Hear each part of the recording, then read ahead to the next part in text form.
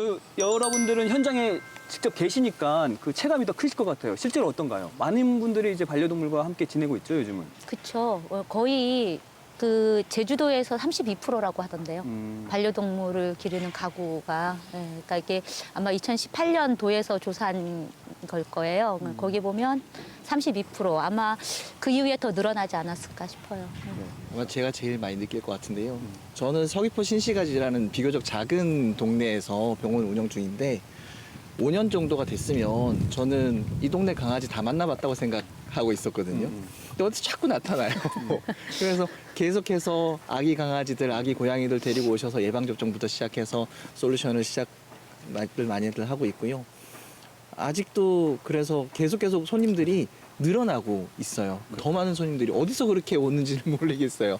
해서 계속 늘어나고 있는 것 같아요. 사람과 개의 그 유대 관계는 굉장히 오래됐거든요. 지금으로부터 뭐 대략 10,000년 전, 길게는 30,000년 전부터 우리 강아지들과 하고 사람하고 같이 생활했다고 추정되고 있어요. 근데 지금 전에는 오래전부터 우리 강아지 인식 자체가 가축이라고 생각을 했었잖아요. 근데 80년대, 90년대, 2000년대 중후반부터까지는 애완동물, 그래갖고 우리가 지금은 반려견이라고 하지만은 그때는 또 애완견, 애완동물이라고 그래갖고 우리가 뭐 물건처럼 소유하다 그런 뜻이었지만은 2000년 중후반부터는 이제는 이제 반려동물 아니면 반려견이라고 많이 하잖아요. 그래갖고 인식 자체가 지금은 뭐 사람과 같이 아니면은 그 사람하고 뭐 가족의 구성원 그런 식으로 인식 자체가 많이 바뀌었죠. 네. 근데 반려 인구가 증가를 했지만 여기에 또 안타까운 뉴스들을 요즘 접하는 게 그만큼 버려지는 반려동물들도 많다라고 하더라고요. 네. 네. 많이 늘었잖아요. 네, 그렇죠. 네, 5년 전에는 보호센터에 입소되는 그 유기동물의 숫자가 2,000여 마리였어요. 불과 5년 전에. 그런데 그 이후에 3,000마리, 그러니까 4년 전. 그러면서 지금 올해, 작년에 8,000마리 이상이거든요. 네. 그러니까 굉장히 많은 수의, 그러니까 반려인구가 늘어나는 것만큼 또다시 그러니까 보호센터에 입소되는 유기동물의 숫자도 많아지고 있는 거고 또 거기에는 사실 그것도 있어요. 그러니까 버리는 거와 또 제주도에 풀어놓고 기르는 개들. 그러니까 아까 말씀하신 것처럼 가축의 의미로 기르는 뭐 이런 그러니까 도시랑 농촌. 그러니까 제주도 문제 중에 그거예요. 그러니까 시각차가 굉장히 큰 것 같아요. 반려인들의 그 자세나 이런 거에 대해서 시각차가 굉장히 큰 것 같아요. 동물병원에 있으면 아픈 동물들이 오잖아요. 그럼 거기에 대해서 이제 치료에 대한 계획을 말씀을 드리면 반응들이 너무 천차만별들이세요. 그래서 어떤 분들은 강아지를 데리고 오지 않고도 그냥 뭐 어떡 하니까 설사하니까 약이나 좀 지어주세요. 그러시는 분들도 계시고 같이 데리고 왔었다가도 제가 보기에는 한 이틀 정도 입원해서 집중 치료하면 살아날 것 같은데 별것 아닌 질병인 것 같은데도 에이 뭐 그냥 죽으면 죽는 거지 뭐 그런 인식을 가지시는 분들도 아직 많이들 계시고요. 반면에는 의외로 전혀 안 그래 보이시는 분인데 너무 무뚝뚝한 아저씨 같은데도 눈물을 흘리시면서 얼마가 들어도 좋으니까 무조건 살려주세요. 어떻게 제주도에서 해결은 가능합니까? 서울 데려가야 됩니까? 하면서 정말 애지중지 가슴으로 품으시는 분들도 계시고 죽음에 대해서도 죽을 때 되면 죽는 거지 뭐 그걸 뭘 억지로 돈 들여서 치료해 그렇게 개념 가지신 분들도 많이 계시고 그래요. 굳이 동물병원에를 갈 필요가 없다라고 생각하시는 분들도 맞아요. 아예 안 오시는 분들이 네, 훨씬 더 계시니까. 많으시고요, 사실은. 유기동물 생기는 이유 여러 가지 이유들 중에 그러니까 개들의 문제 행동도 있을 수 있고 이사를 가면서 사람들이 이제 주거 환경이 바뀌어지면서 예를 들어서 마당 있는 집으로 살다가 아파트로 간다든지 뭐 이럴 때 혹은 그리고 뭐 몇 가지 문제들 중에 사실 또 동물병원비도 그러니까 애가 아프면 이게 그걸 감당하기가 조금 힘들어져서 뭐 이제 해서는 안 되지만 그렇게 하시는 경우도 있고. 네. 그러니까 이유들이 그렇더라고요.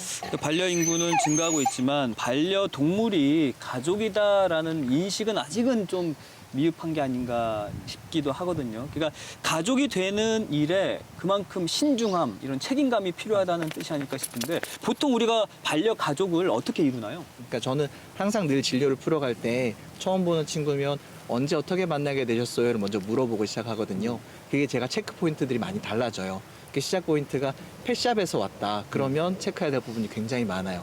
귀 속에 귀진드기, 전염병, 그리고 뭐 변 상태, 피부 상태, 그러니까 강아지들끼리 옮길 수 있는 밀집 사육을 통해서 옮길 수 있는 질병들이 굉장히 많거든요. 그거부터 면밀하게 체크를 해야 되는 부분들이 많고, 그 다음으로는 이제 길에서 아무래도 불쌍한 아이들 데리고 온 경우도 아픈 경우가 많죠. 근데 보통 집에서 태어난 애들은 손볼 데가 별로 없어요.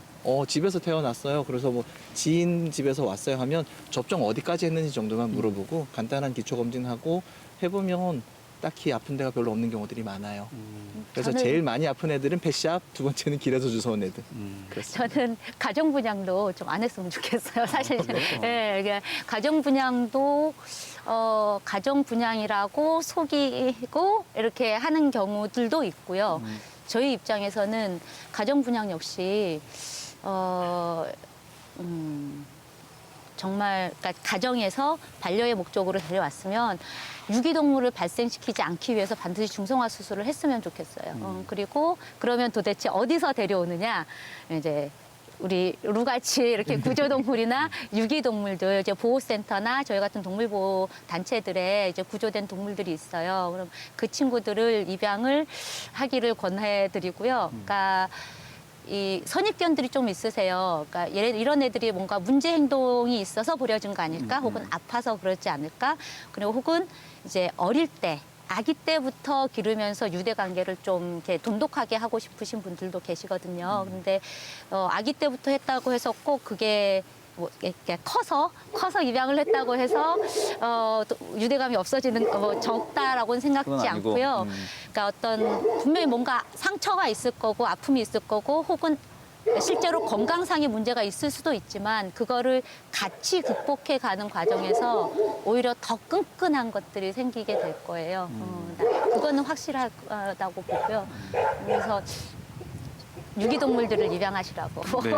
네, 말씀을 드리고 싶습니다. 네. 네. 입양 같은 경우에는 지금 우리나라하고 외국하고 큰 차이가 뭐냐면은 외국 같은 경우에는 전문 브리더들이 분양을 하거든요.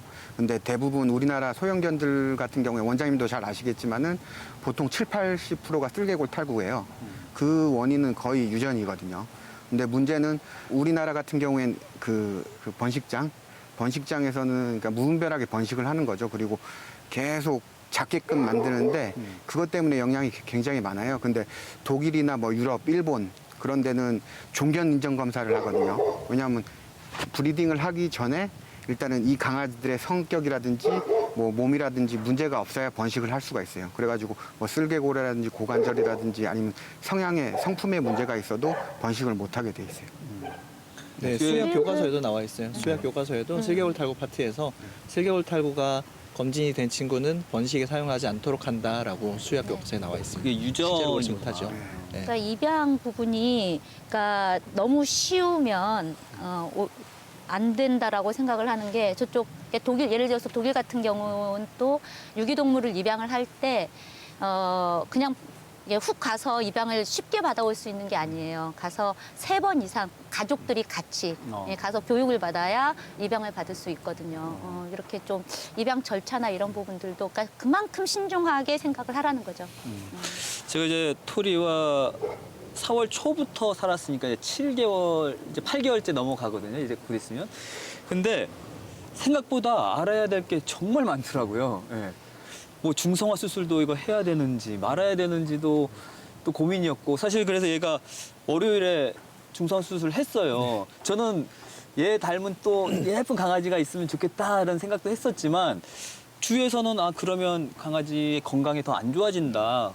오래 이렇게 살게끔 하기 위해서는 중성화 수술이 필요하다라고 해서 저는 중성화 수술을 했는데 잘하셨어요. 맞나요? 네, 맞고요. 제가 제일 하나 꼭 바꾸고 싶은 인식이 아직 그런 분들이 많으신데 암컷 강아지 같은 경우에 한 번 새끼 빼는 게 건강에 좋아요라고 알고 계신 분들이 굉장히 많아요. 정말 틀린 얘기거든요. 강아지들 한 번 출산하고 나면 시작부터가 좀 스트레스죠. 교배부터 시작해서 임신, 출산, 분만, 육아 이 스트레스가 어마어마해요. 그래서 실제로 늘 보던 애기 강아지였는데도 출산 한번 하고 나면 애가 한 2, 3년은 늙어 있는 게 막 보이고 그래요. 그리고 중성화 수술은 제일 좋은 건 첫 발정이 오기 전에 하는 걸 좋습니다. 여자애들 경우는 그래요. 암컷 호르몬이 활성화되기 전에 미리 중성화 수술을 해주면 여성 질환으로부터 많은 걸 예방할 수 있어요. 비단 출산을 막는 목적뿐만 아니라 여러 가지 질병 예방할 수 있으니까 중성화 수술은 꼭 지금 털이만 할 때 시켜주시는 것이 좋아요. 잘했던다. 아, 그러면 동물병을 운영하시니까 네. 뭐 가장 많이 받는 질문이 뭐예요? 솔직히 말씀드려도 돼요? 아, 그죠. 얘 누가 키울 사람 없어요? 아, 진짜요? 이거 제일 많이 들어요. 단체로 전화 오는 전화 중에서도 우리에게 좀 데려가 주시면 안 돼요. 전화가 정말 많이 와요. 맞아요. 어쩌면 가장 많은 전화 중에 하나예요. 네. 그러니까 그럼 어떻게 하세요? 이렇게 얘기합니다. 거꾸로 물어보시는 분이 없으세요. 이렇게 말씀을 드려요. 그 질문은 되게 많이 하시는데 키우고자 하시는 분들이 안 계세요. 책임감 가지고 끝까지 보살펴 주셔야 해요. 이렇게 말씀드리죠.